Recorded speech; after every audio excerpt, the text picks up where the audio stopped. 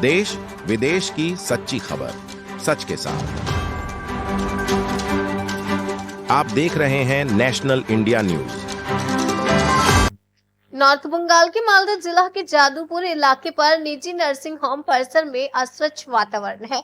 मरीजों के इस्तेमाल किए गए इंजेक्शन, सिरिंज, अन्य उपयोग किए गए सामानों के साथ नर्सिंग होम के आसपास बिखरे हुए हैं। यहाँ तक कि नर्सिंग होम के मुख्य द्वार के सामने भी पानी जमा है और मरीजों द्वारा इस्तेमाल की जाने वाली विभिन्न वस्तुएं उस पानी में तैर रही है। नर्सिंग होम के अधिकारियों को कोई परवाह नहीं है और मालदा शहर के लगाव जादूपुर एक ग्राम पंचायत के कबगाची इलाके में ऐसे ही अस्वास्थ्यकर माहौल में नर्सिंग होम चल रहा है। हालांकि जब नर्सिंग होम के अधिकारी से इस बारे में पूछा गया तो वे कैमरे के सामने कुछ भी कहना नहीं चाहते और नर्सिंग होम के मालिक जियाउर रहमान काफी गुस्से में है। उन्होंने खुद को जमीनी स्तर के नेता के रूप में पेश किया। जादूपुर में ग्राम पंचायत की पूर्व मुखिया आयशा यास्मीन के पति एक नर्सिंग होम के मालिक हैं, जिन्हें डैनी के नाम से जाना जाता है। लेकिन क्या सत्तारूढ़ दल के नेता के रूप में नर्सिंग होम प्राधिकरण को छूट दी जाएगी?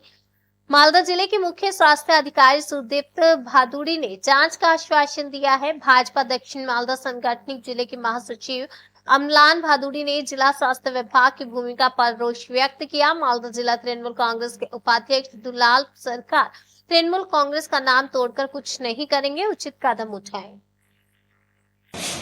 বিষয়টি হচ্ছে কিছু নার্সিং হোম শহরে এরকম হয়েছে যারা কোনো নিয়ম নীতি কিচ্ছু মানে না, সমস্ত যেগুলো মেডিকেল ওয়েস্ট সেগুলো বিক্ষিপ্তভাবে বিভিন্ন জায়গায় ফেলে দিচ্ছে।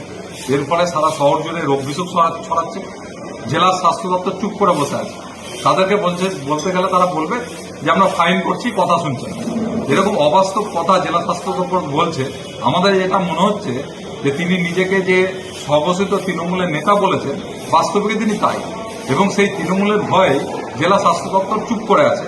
নাহলে কেবলমাত্র ফাইন করে জেলা স্বাস্থ্য দপ্তর চুপ করে থাকতো না, তারা তার নার্সিংহোম বন্ধ করে দেওয়ার ক্ষমতা জেলা প্রশাসনের আছে, এবং সেটা তারা করছে না কেন এটাই জনসাধারণ কিন্তু লক্ষ্য করছে।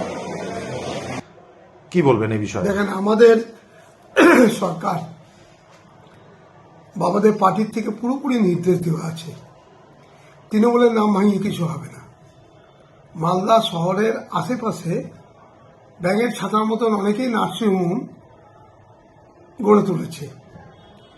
তারা এই নার্সিংহোমের যে অবস্থা দেখলাম, অনেক নার্সিংহোমেই খোঁজ করলে পাওয়া যাবে যে পরিষ্কার পরিচ্ছন্নতা থাকে না, তারা ঠিক মতন তাদের যে নার্সিংহোমের নিয়ম মানে না।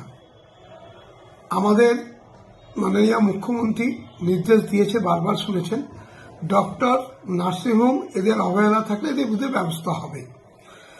তো মালদার সিএমএস সাহেব উনি লাইসেন্স দেন, উনি যেহেতু গ্রামেও শহরের ওনারা কেন এগুলোকে বন্ধ করছে না, কেন পুলিশের কাছে যাচ্ছে না, কেন লাইসেন্স অবরোধ করছে না, সেটা সিএমএস সাহেব ভালো করে বলতে পারবেন। ওনার কথা কিছু বলার নেই যে ময়লা হয়েছে, শুনছে না, এসব কথা চলে না।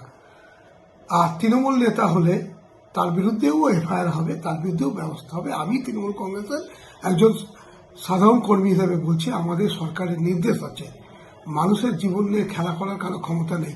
সে তৃণমূল করুক, বিজেপি করুক, অন্য দল করুক, আইন ব্যবস্থা, দুষ্কৃতি এবং অন্যায় যারা করে তাদের বিরুদ্ধে ব্যবস্থা নিবে এবং নেওয়া উচিত।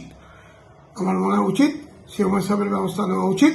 এবং যদি কোনো সংবাদপত্রে যদি কোনো তৃণমূল কংগ্রেসের নেতা বড় কথা বলা উচিত, আমি সংবাদপত্রকেও পুলিশের কাছে কমপ্লেন করা উচিত।